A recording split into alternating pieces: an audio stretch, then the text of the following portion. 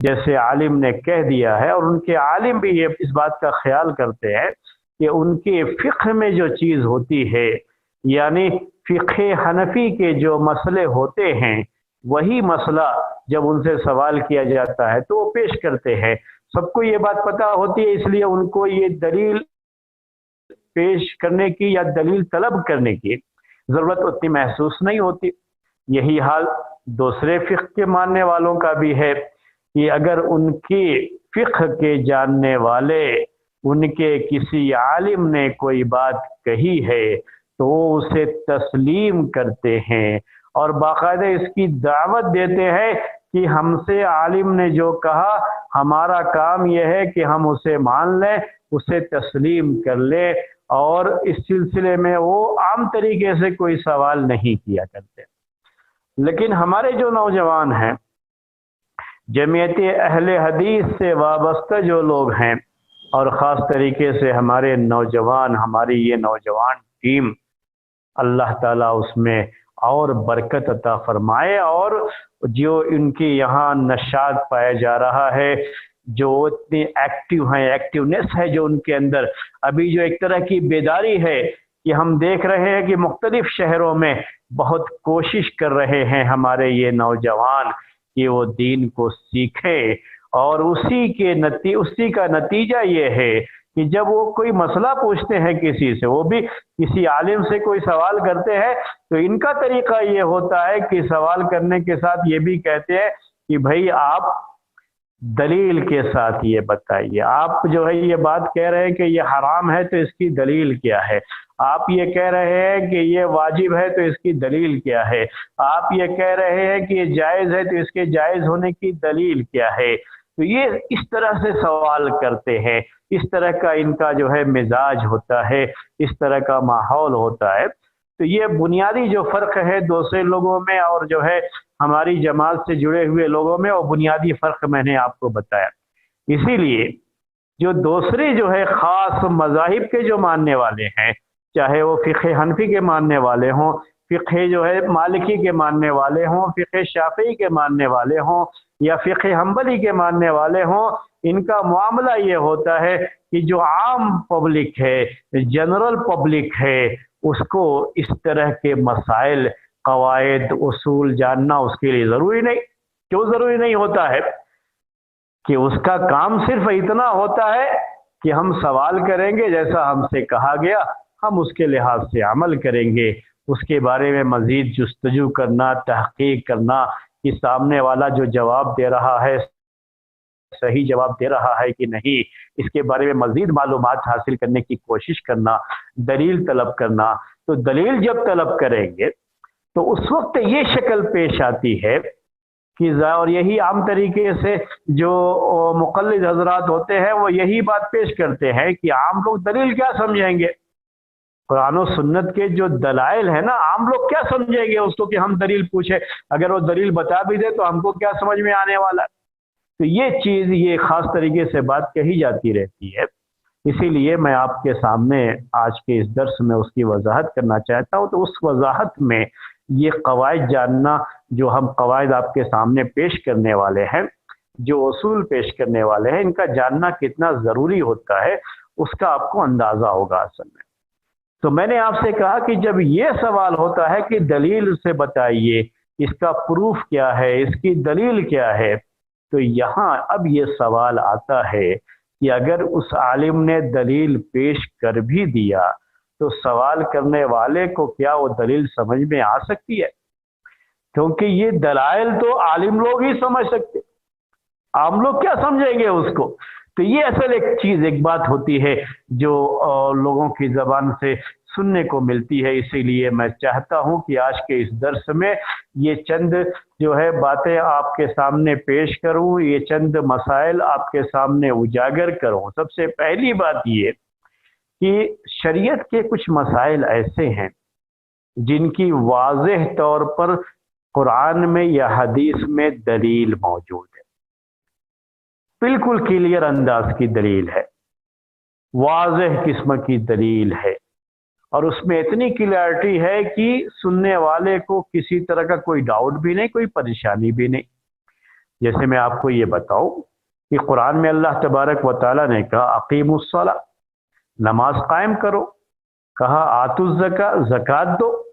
تو نماز قائم کرنا، زکوٰۃ دینا، اب کوئی بھی کہے کہ نماز قائم کرنا فرض ہے، دلیل کیا ہے؟ تو یہ آیت پیش کر دیں گے بھائی، اور ہر کسی کو سمجھ میں آ جائے گا کہ ہاں قرآن میں یہ حکم ہے کہ نماز قائم کرو، قرآن میں یہ حکم ہے کہ زکوٰۃ ادا کرو۔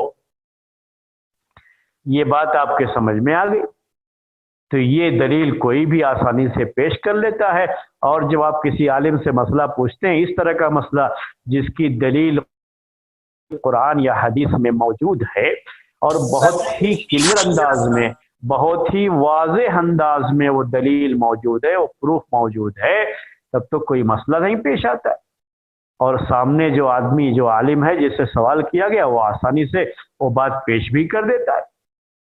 اب سوال جو ہے، کسی نے کہا کہ جو ہے پوچھا بھائی روزہ رکھنا فرض ہے، کہا کہ یہاں فرض ہے، کہا دلیل دو، تو قرآن کی آیت پیش کر دیا، یا ایھا الذین آمنوا کتب علیکم الصیام کما کتب علی الذین من قبلکم، کہ اے وہ لوگوں جو ایمان لائے ہو، تم پر روزہ رکھنا فرض کیا گیا جیسے پچھلی امتوں پر روزہ رکھنا فرض کیا گیا۔ تو بالکل جو ہے واضح بات ہے کہ روزہ رکھنا فرض کیا گیا، سامنے والا بھی جو ہے سمجھ جاتا ہے کہ روزہ رکھنا یہ فرض ہے۔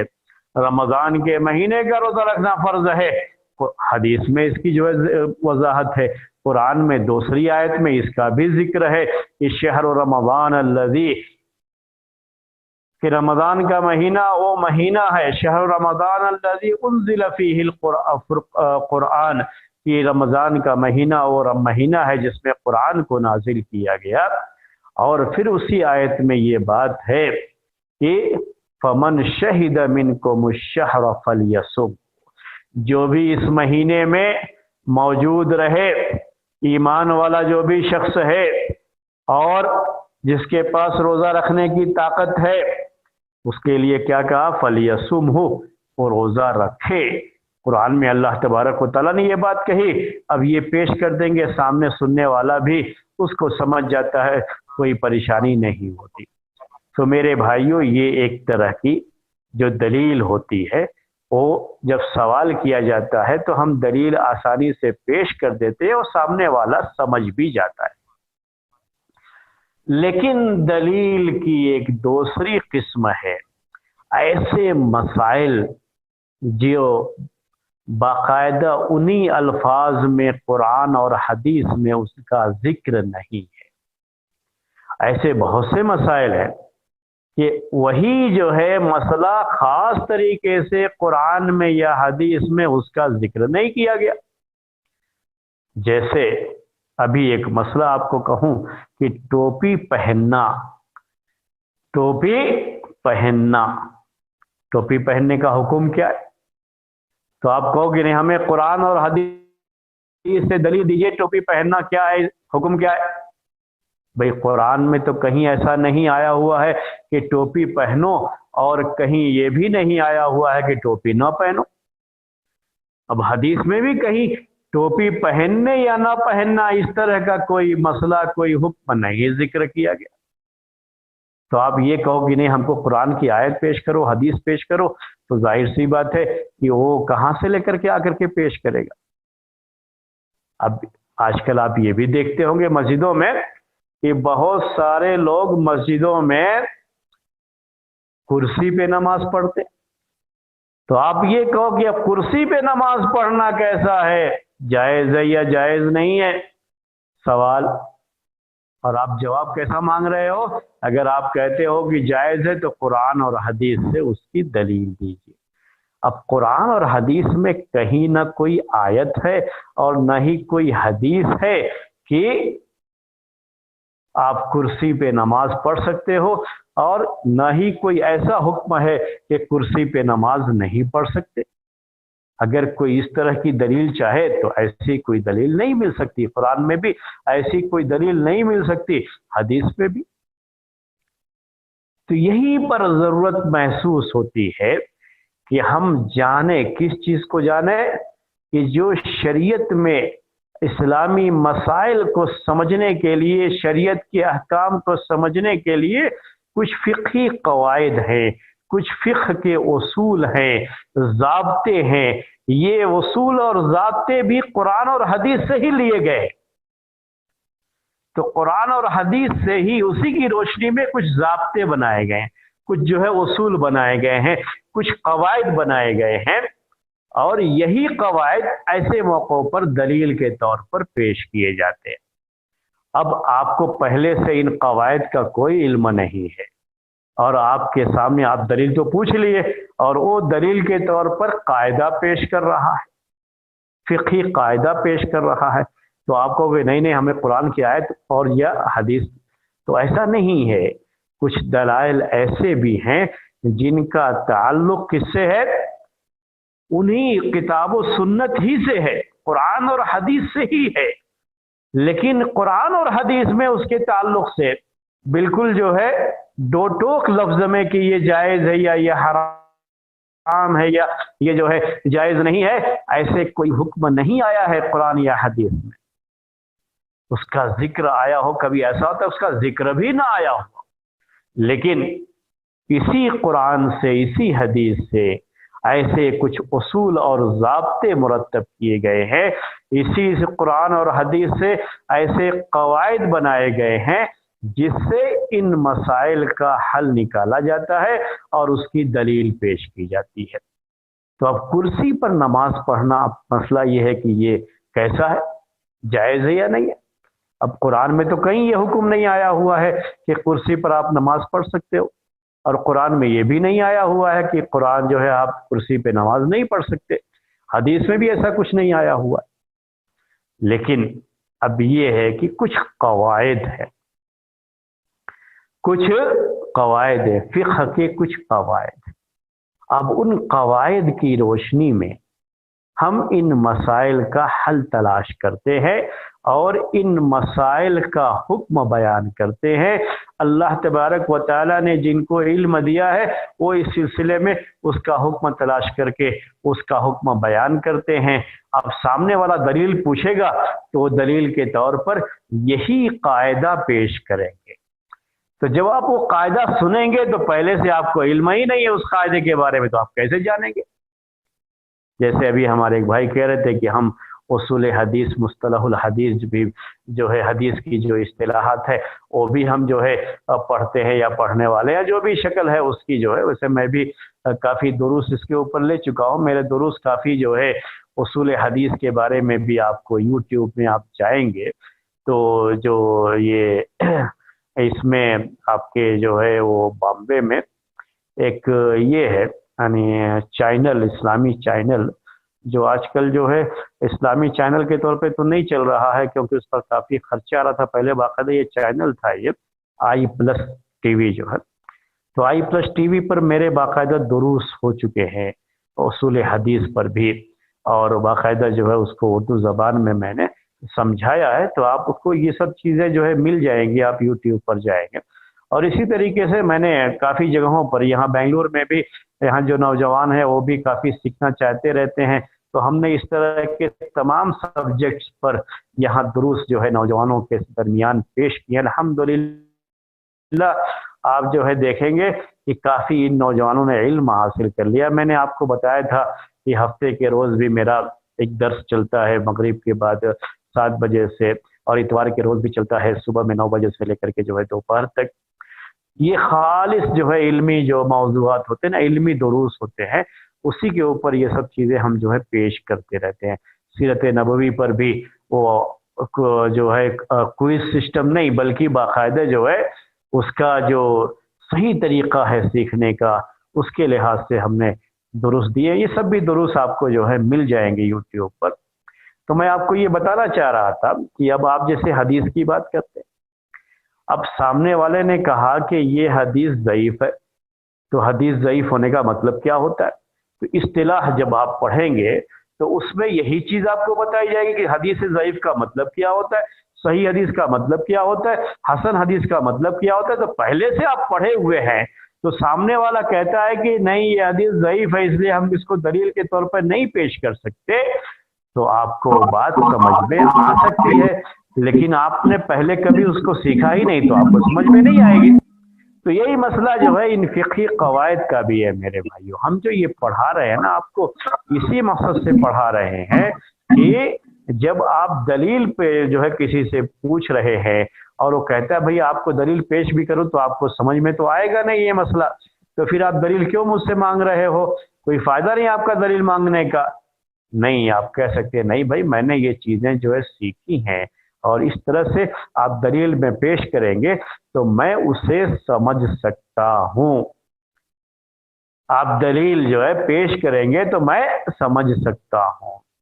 میں آپ کو ایک جو ہے اس کی بہت جو ہے کلیئر کی جو ہے مثال پیش کرتا ہوں. ایک ایگزامپل جو ہے، آپ گھر سے نکلے نماز کے لیے، آپ گھر سے نماز کے لیے نکلے، اب راستے میں جاتے ہوئے اب کہیں پہ تھوڑا پانی تھا، پانی کا رنگ بھی تھوڑا بدلا ہی تھا، لگ رہا تھا کہ شاید جو ہے یہ پانی صحیح نہیں ہے اور یہ نجس یعنی ناپاک پانی ہو سکتا ہے.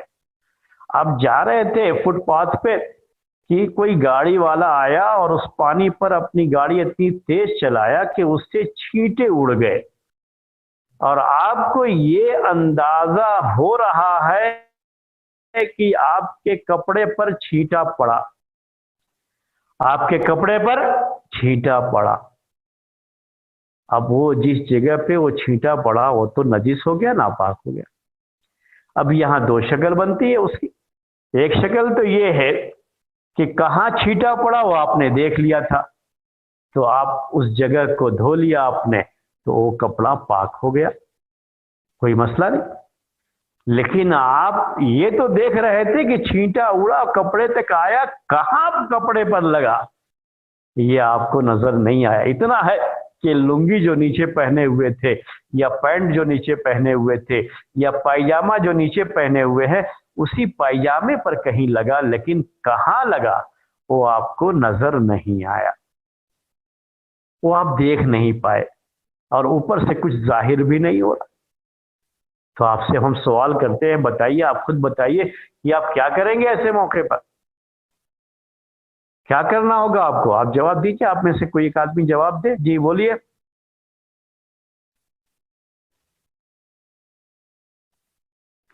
جی بولیے.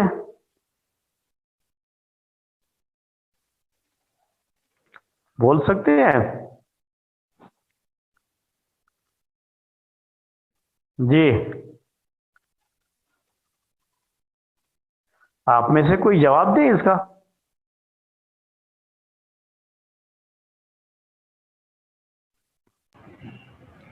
السلام علیکم.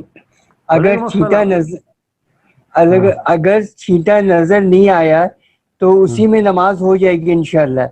اگر ہاں آپ کو لگتا ہے کہ پانی میں گندگی تھا یا کوئی پیشاب وشاب کا ملاوٹ ہے یا کچھ ہے، آپ کو لگتا ہے ٹھیک نہیں ہے تو آپ اس کو یا پانی چھڑک دیں 3 بار یا اس کو چینج کر لیں.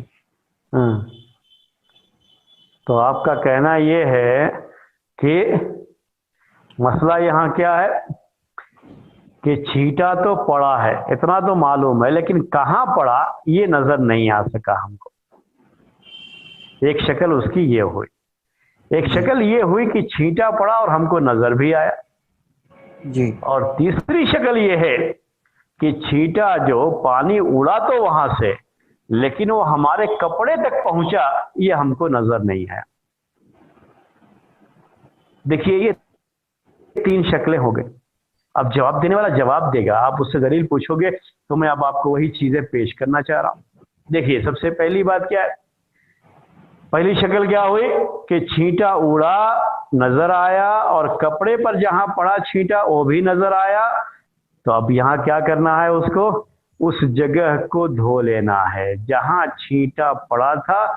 پانی چھینٹنا کافی نہیں ہے، کبھی بھی نجاست کو دور کرنے کے لیے کیا کرنا پڑتا ہے، اس کو دھونا پڑتا ہے تاکہ وہاں سے وہ نجاست و گندگی دور ہو جائے. اور اگر کپڑا ناپاک ہے تو اس میں نماز نہیں ہوگی. تو اب اس کی دلیل کیا ہے؟ آپ کہیں گے اب اس کی دلیل کیا؟ دلیل اس کی یہی ہے میرے بھائیوں کہ کیا کہا گیا ہے ہم سے کہ جب آپ کو نماز پڑھنا ہے تو آپ کا کپڑا نجاست سے پاک ہونا چاہیے، طہارت ضروری ہے اس کے لیے، اور بغیر طہارت کے نماز قبول نہیں کی جاتی ہے۔ آپ نے دلیل پیش کیا اور سمجھ میں آ گئی بات۔ اب دوسرا مسئلہ کہ ہمیں نظر تو آیا کہ چھینٹا اڑا بھی اور پڑا بھی کپڑے پر، لیکن کہاں پڑا وہ ہم کو نظر نہیں آیا۔ اب کیا کرنا پڑے گا آپ کو؟ اب یہاں تو اگر وہ جگہ نظر آ گئی ہوتی تو ہم وہیں پہ دھو لیتے، مسئلہ ختم ہو جاتا۔ اگر کہیں آپ کے کپڑے پر نجاست لگی ہے تو یاد رکھیے جہاں نجاست لگی ہے، گندگی لگی ہے، وہیں دھو دیں گے تو کافی، وہ کپڑا پاک ہے، پورے کپڑے کا دھونا کوئی ضروری نہیں ہوتا۔ لیکن اب یہاں شکل کیا ہے، ہم کو جگہ نظر نہیں آئی، لیکن یہ تو نظر آیا کہ چھینٹا اڑا اور یہاں تک آیا۔ اب یہاں کیا کرنا پڑے گا؟ اب میں مسئلہ آپ کو بتا رہا ہوں کیا کرنا پڑے گا۔ پورے کپڑے کو دھونا پڑے گا، پورے کپڑے کو دھونا پڑے گا۔ اب آپ یہاں سوال کہ بھائی دلیل کیا ہے؟ پورا کپڑا ہم دھوئیں، وہ مکمل کپڑا دھوئیں ہم، اس کی دلیل کیا ہے؟ اب آپ سوال کریں گے جی ہاں، اس کی دلیل کیا ہے کہ کپڑے کا پاک ہونا نماز کے لیے ضروری ہے۔ یہ دلیل ہم سمجھائیں گے نا، تو یہ فقہی قاعدے سے دلیل ہے۔ اصل میں فقہ کے جو اصول ہے نا اسی سے یہ دلیل ہے، کہیں قرآن میں یا حدیث میں باقاعدہ کوئی آیت یا کوئی حدیث اس کے بارے میں نہیں ہے۔ وہی ہم آپ کو سمجھانا چاہ رہے ہیں، یہ ان قواعد کو سمجھنے کی اہمیت کیا ہے وہی ہم آپ کو سمجھانا چاہ رہے ہیں۔ اب کیا ہے؟ اب یہاں مسئلہ کیا ہے؟ دلیل کیا ہے؟ دلیل یہ ہے کہ کپڑے کا پاک صاف ہونا ضروری ہے، اور یہاں پر اب ہمیں یقین ہے کہ ہمارا کپڑا ناپاک ہو گیا ہے، اور کہاں پہ ناپاک ہوا ہے وہ ہمیں پتہ نہیں ہے۔ اگر ہمیں وہ پتہ ہوتا تو ہم کیا کرتے؟ اسی جگہ کو صاف کر لیتے۔ اب یقینی طور پر طہارت کے یقین کے لیے کہ ہمارا کپڑا واقعی پاک صاف ہو گیا، اس کے لیے ضروری یہ ہے کہ آپ پورے کپڑے کو دھوئیں۔ جب پورا کپڑا دھو جائے گا تب آپ کو یقین حاصل ہو جائے گا کہ ہاں اب یہ کپڑا پاک ہو گیا، اس کے بغیر نہیں حاصل ہوگا۔ ٹھیک ہے؟ تو اس کو ایک قاعدہ ہے، فقہی قاعدہ، اسی کی وہی جو ہے قاعدہ اس کی دلیل ہے۔ وہ کیا ہے کہ الیقین لا یزول الا بالیقین مثلہ۔ عربی میں یہ الفاظ، میں عربی کے الفاظ بھی آپ کو قاعدے جو ہے نا، یہ جو ہے اصول اور ضابطے جو ہے نا، وہ میں عربی کے الفاظ بھی آپ کو بیان کرتا رہوں گا۔ تو میں نے آپ سے کیا کہا یہاں پر؟ یہ بتایا آپ کو کہ یہ قاعدہ کیا ہے کہ یقین جب تک اسی کے جیسا یقین نہ آ جائے تب تک وہ یقین ختم نہیں ہو سکتا۔ اب یہاں ہمیں یقین ہے کہ ہمارے کپڑے پر نجاست لگی ہے، یہ یقین ہے، اور اگر ہم ایسے ہی کہیں بھی پکڑ کے دھو لیں تو ہمیں یقین تو حاصل نہیں نہ ہوا میرے بھائیوں کپڑے کے پاک صاف ہونے کا۔ کیوں نہیں ہوا؟ اس لیے کہ ہم کو پتہ نہیں کہ کہاں لگا ہوا ہے۔ تو اب ہمیں دوسرا یقین کپڑے کے پاک ہونے کا کب حاصل ہوگا؟ جب ہم پورا کپڑا دھو دیں گے۔ تو اب جو یقین تھا اس کپڑے کے ناپاک ہو جانے کا، یہ یقین کب ختم ہوگا؟ جب ہم یقینی طور پر پورے کپڑے کو صاف کر دیں گے۔ اسی فقہی قاعدے کی روشنی میں یہ مسئلہ بولا جاتا ہے کہ آپ کو پورا کپڑا دھونا ہے۔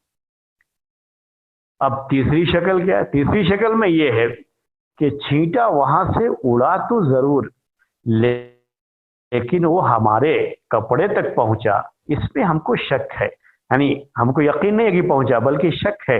شک یہ ہے کہ پتہ نہیں، لگتا ہے کہ پہنچا لیکن یقین نہیں، صرف شک ہے۔ تو اب کیا ہے؟ ہم کیا کہیں گے؟ آپ کو پہلے سے یقین ہے کہ آپ کا کپڑا صاف ہے، پاک ہے، اس میں نماز پڑھی جا سکتی ہے۔ اب صرف جو ہے یہ شک آ جانا उस यकीन को ये ख़त्म नहीं करेगा। इसलिए आप उसी कपड़े में जा कर के नमाज पढ़ सकते हैं, जायज़ है। कपड़ा धोना आपके लिए अब ज़रूरी नहीं है, कपड़ा चेंज करना भी ज़रूरी नहीं रहा। क्यों? क्योंकि आपको ये यकीन है कि आपका कपड़ा पाक है। और ये एक शक आया था। शक क्या आया था? कि वो कपड़ा जो पानी उड़ा कहीं मेरे कपड़े पर भी ना आ गया हो, ऐसा शक हो जाता है। आपने नहीं देखा कि जो है आया, मैं ये बात याद रखिएगा। अगर आपने देखा कि वाकई का वो जो है उड़ा है और इतनी दूर उड़ा है कि आपके कपड़े पर आया है, तब तो आपको धोना पड़ेगा। लेकिन बस एक शक है कि वो पानी उड़ा तो हो सकता है मेरे कपड़े पर भी आ गया, तो उस शक की बुनियाद पर आपको घर जाने की जरूरत नहीं, कपड़ा तब्दील करने की जरूरत नहीं, बल्कि उसी कपड़े में आप जाके नमाज पढ़ सकते हैं। अब आप कहेंगे इसकी दलील क्या है?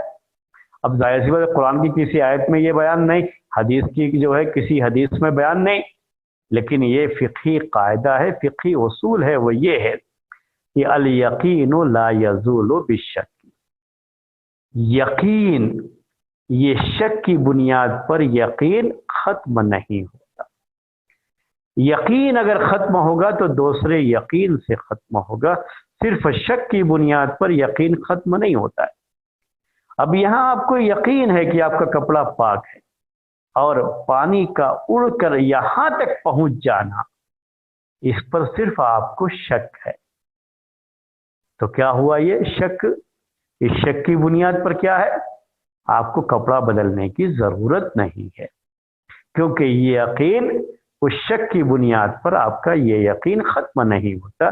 ये एक फिqही कायदा है जो हदीस से ही लिया गया है, और हदीस हम आपके सामने पेश करेंगे जब ये कायदा पेश करेंगे। तो ये मैं आपको मिसालें दे करके समझाना चाह रहा हूं कि इन कवायद को जानने की जरूरत क्यों पेश आती है, उसूल को जानने की जरूरत क्यों पेश आती है। ऐसा कुछ नहीं है कि आप जो है खुद से मसाइल बयान कर सकेंगे, नहीं, बल्कि अगर कोई मसला आपके सामने पेश कर रहा है और आप उससे दलील पूछते हो और ये कहता है कि नहीं आप दलील नहीं समझ सकते क्योंकि आपको तो जो है उसूल और कायदे फिqह के मालूम नहीं है, तो आप कैसे दलील समझोगे? तो आप उसके सामने ये पेश कर सकते हैं, नहीं भाई अल्लाह ताला का फज़्ल व करम है कि मैंने भी कुछ कवायद सीखे हैं, इसके कुछ उसूल सीखे हैं, अगर उसमें से कोई बात है और आप पेश करेंगे तो इंशाअल्लाह मुझे समझ में ये चीज आ सकती है। अब ये एक बात थी। अब मैं आपको एक और मिसाल देता हूं। देखिए, शहर में आप हैं, अब आप रेलवे स्टेशन जाते हैं तो आप ट्रेन पर सफर जो है चढ़ने से पहले टिकट ले लेते हैं बुकिंग ऑफिस से।